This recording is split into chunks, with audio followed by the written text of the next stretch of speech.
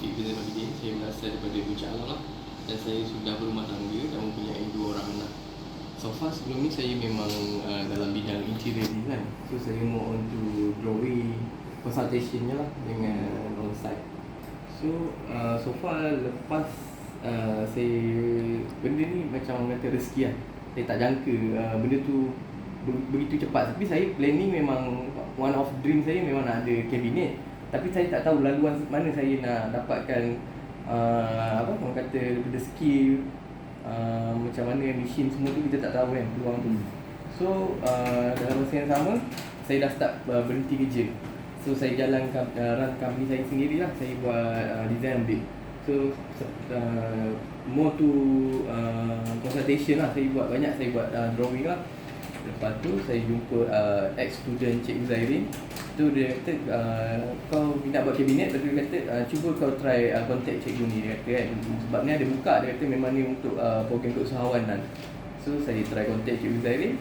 So saya dapat so on the spot suruh datang interview tu semua. Mudah lah.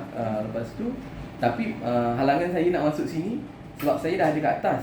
Tiba-tiba saya nak turun bawah balik, saya kena buat belajar untuk saya buat on technical lah, nak buat kitchen cabinet.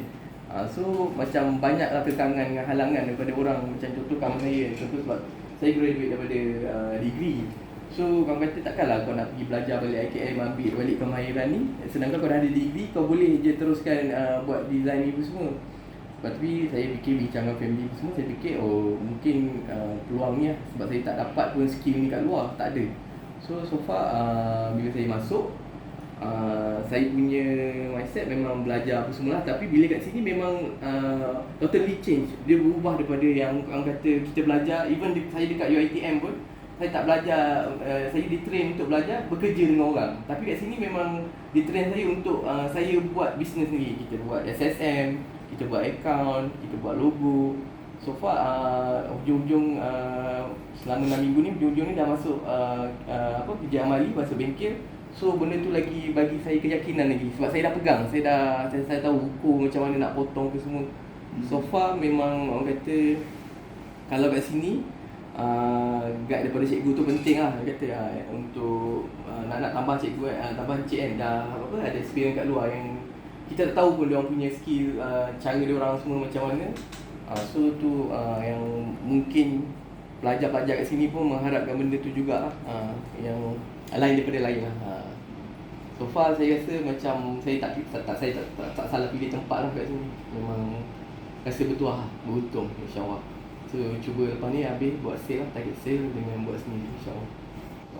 Hopefully harapan saya lah, memang saya nak ada own business cabinet saya sendiri. Saya ada kilang saya sendiri, warehouse, and saya boleh supply. Even saya dah ada orang kata circle ID saya.